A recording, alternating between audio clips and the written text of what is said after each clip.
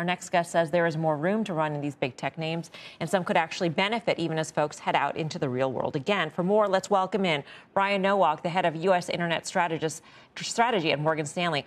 Good to see you, Brian. Thank you for joining us. Great. How you doing, Melissa? Thank you for having me. You rank them, which is handy for TV purposes. So number one is Amazon. Explain to me how Amazon is a beneficiary when people are cooped up, and also Amazon is a beneficiary when people are able to go out. If they got incremental sales, even an incremental sale because people had to buy online, don't they lose some of that incremental sale when people are free to go out? Yeah, we try to be reader friendly. No, I think on Amazon, it's a situation where the market, in our view, is overestimating the extent to which U.S. consumer expenditure on Amazon is going to decelerate as the world reopens. The way we think about this is Amazon is in many ways in the business of behavior modification, and Prime is really behavior modification 101. You added a record number of Prime subs last year, we think, and the extent to which you add more and more Prime subs to the base, the longer they stay in the base, they order across more categories, they shop across fewer incremental websites, and we think share of wallet actually grows. Will people spend less in some categories as the world reopens and they start traveling? Yes, but don't underestimate the stickiness of the Prime ecosystem, what that means for Amazon's forward top line growth, as well as the free cash flow they're going to generate through and post the recovery. I want to get to number two and number three, Alphabet and Facebook. But before we move on, I have to ask you about the conversation we were having before in terms of higher interest rates. And how do you layer in higher interest rates when it comes to a name specifically like Amazon with a higher valuation?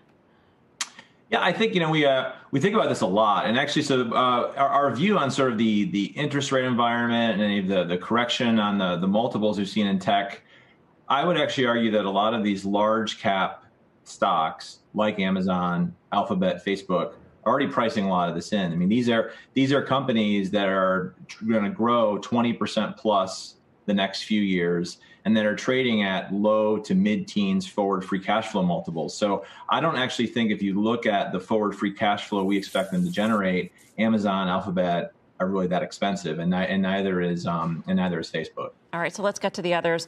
Number two on your list is Alphabet, and not too many people think of it necessarily as a reopening trade, but 10 to 15% of paid search is related to travel, and of course that is ticking higher. So are we seeing that already, and how much more is there to come of that?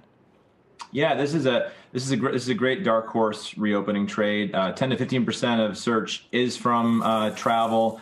As online travel agencies and Marriott or Hilton or any travel companies want to get in front of people as they're planning out their forward vacations for the rest of the year, they're going to spend on Google search, which helps Alphabet.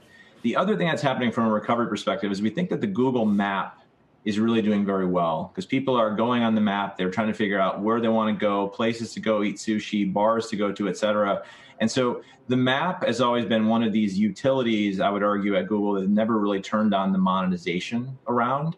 And it sounds like, based on early discussions, you are now starting to get some ad revenue flowing through that map. So as the world reopens and people are planning out where they want to go, where they want to eat, where they want to travel, there are a lot of ways in which we think the overall Alphabet ecosystem across search, maps, and even YouTube, candidly, can really benefit from the ad dollar flows.